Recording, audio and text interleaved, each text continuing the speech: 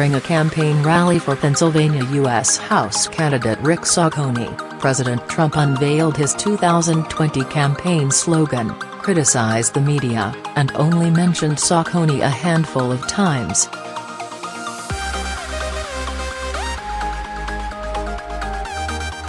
Victoria Walker / The Washington Post, during a campaign rally for Pennsylvania U.S.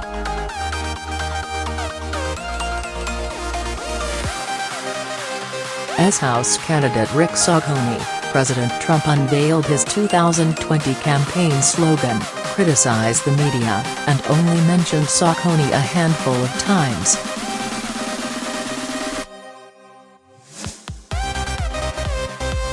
Victoria Walker / The Washington Post, President Trump on Saturday again called for enacting the death penalty for drug dealers during a rally meant to bolster a struggling GOP candidate for a U.S.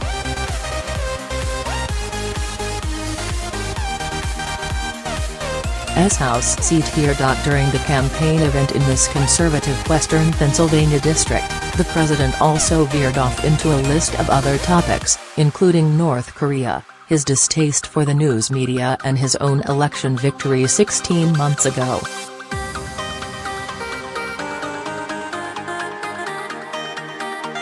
Trump said that allowing prosecutors to seek the death penalty for drug dealers, an idea he said he got from Chinese President Xi Jinping, is a discussion we have to start thinking about.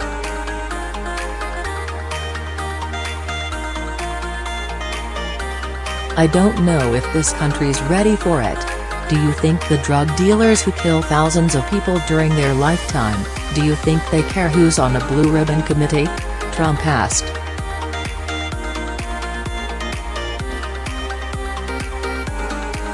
The only way to solve the drug problem is through toughness. When you catch a drug dealer, you've got to put him away for a long time.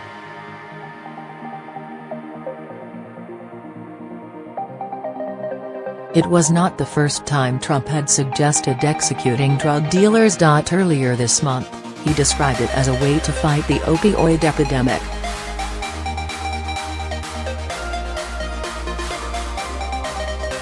And on Friday, The Washington Post reported that the Trump administration was considering policy changes to allow prosecutors to seek the death penalty.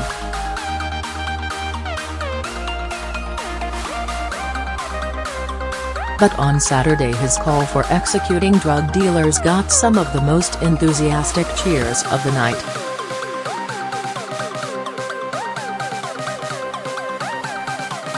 As Trump spoke about policies on the issue in China and Singapore, dozens of people nodded their heads in agreement.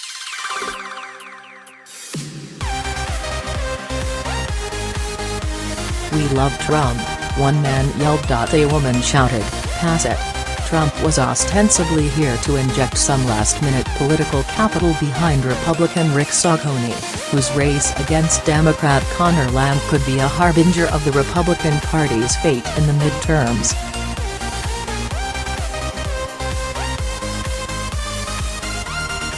The GOP's messages don't seem to be working in Pennsylvania. Is that a warning sign?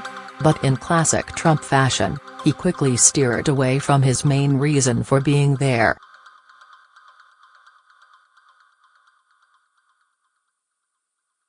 He touted his decision to meet with North Korean leader Kim Jong-un and boasted that it was something his predecessors couldn't do.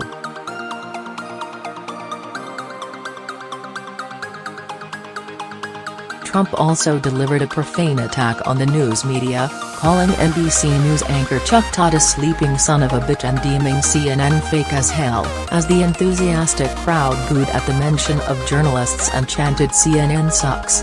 And he rattled off several falsehoods, such as a claim that 52% of women voted for him in his presidential win. It was 52% of white women, according to exit polling.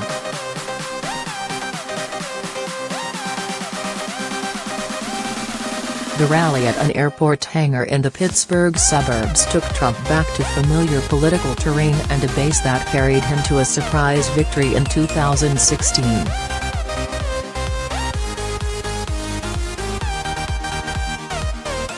Trump talked up his decision this past week to impose tariffs on steel and aluminum imports, a move deeply opposed by congressional Republicans and the business wing of the GOP, yet popular in this Pittsburgh suburb, the heart of steel country.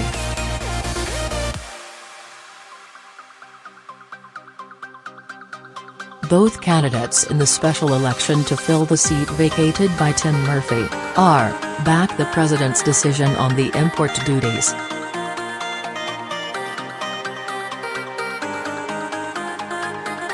"A lot of steel mills are now opening up because of what I did," the president told the crowd in this conservative district.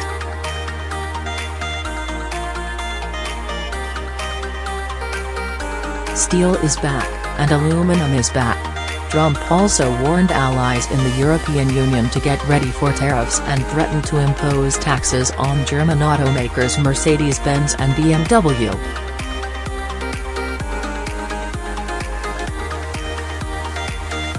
Despite his allegiance to Trump, Sacconi has underwhelmed national Republicans in this heavily pro-Trump district, and public polling ahead of the Tuesday election has shown Sacconi neck and neck with Lamb, a former federal prosecutor and Marine.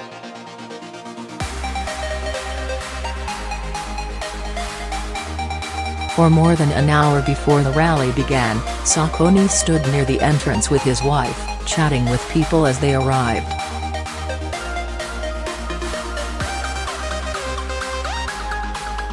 A number of people walked past, not seeming to notice or recognize him. Rally signs for the candidate were sparse.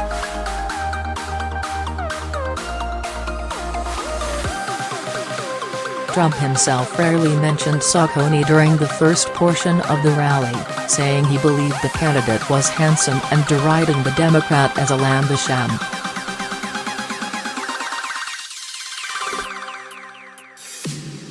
But Trump also acknowledged that Sacconi was in a tough race and urged his supporters to come out and vote.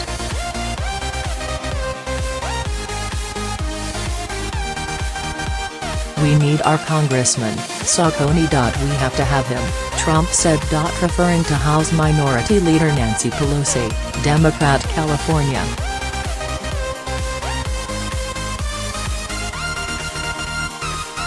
The president added, "The only chance she's got to become speaker is electing Democrats."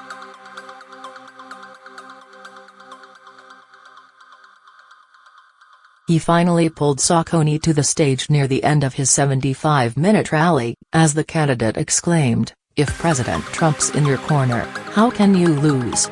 Go out, vote for Rick."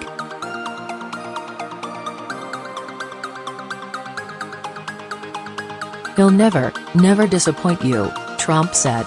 "Vote with your heart, vote with your brains."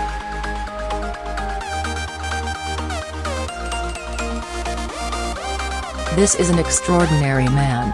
At another point in the rally, Trump also urged a crackdown on sanctuary cities and vowed to toughen enforcement at U.S.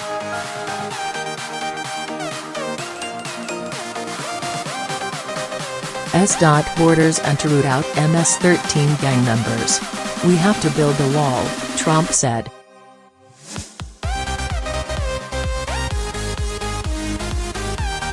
"For people, for gangs, for drugs. The drugs have never been a problem like we have right now."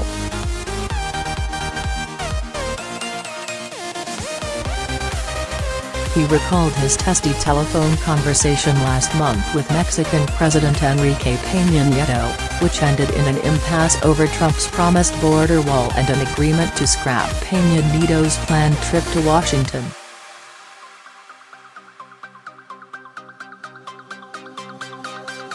Trump said Peña Nieto asked him on the call to affirm Mexico's position that it would not pay for the wall.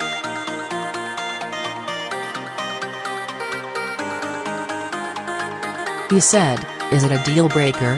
Trump recalled. "I said, bye. We're not making a deal."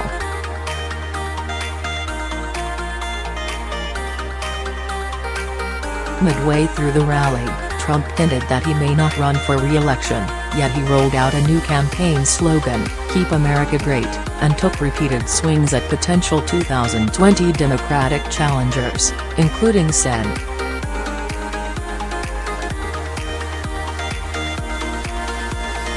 Elizabeth Warren, DMAS, again pulling out his Pocahontas taunt. He also went after Rep.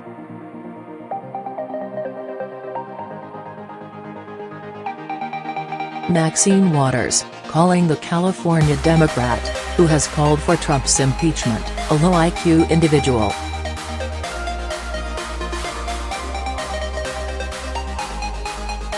And he couldn't resist recounting his stunning electoral victories 16 months ago. They said he cannot win, he cannot get, remember? To 270.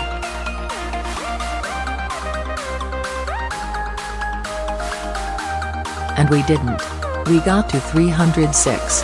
The rally in Moon Township had originally been scheduled for mid-February but was postponed after the deadly school shooting in Parkland, Florida.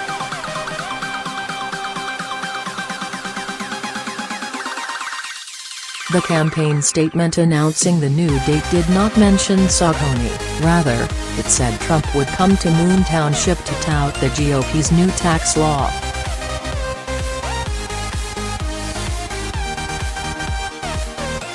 This was Trump's first campaign rally in more than 3 months, breaking his pattern of gathering with his strongest supporters as often as twice in a month.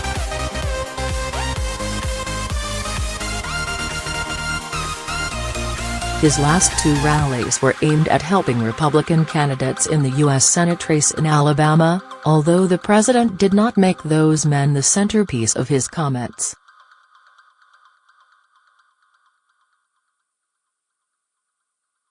On Sept. 22, Trump held a rally in Huntsville, Alabama. To encourage his supporters to vote in the GOP primary for Luther Strange, who had been appointed to fill the Senate seat vacated by Attorney General Jeff Sessions, R.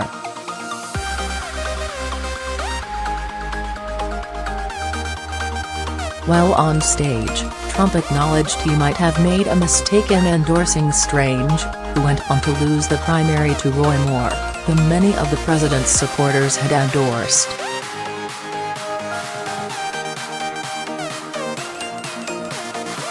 Trump then backed Moore, continuing to support the former Alabama Supreme Court judge even as he was accused of sexual misconduct involving teenage girls when he was in his 30s.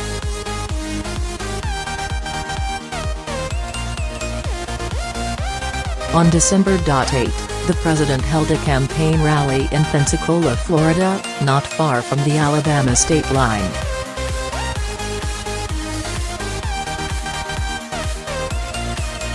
Although those close to Trump had said the president would not mention Moore during the event, Trump did just that, telling his supporters, "So get out and vote for Roy Moore."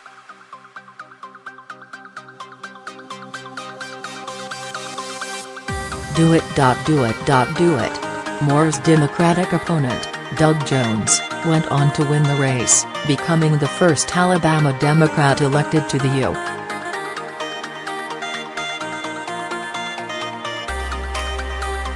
U.S. Senate in more than 2 decades. Since those 2 rallies late last year, Trump has not held any official campaign rallies, although he did name his new campaign manager last month, Brad Parscale.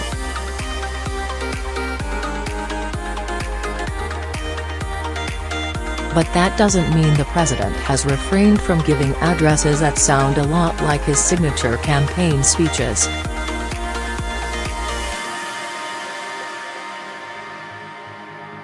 Last month, Trump showed up at the Conservative Political Action Conference and gave an unscripted 75-minute address in which he attacked Democrats, mocked Sen.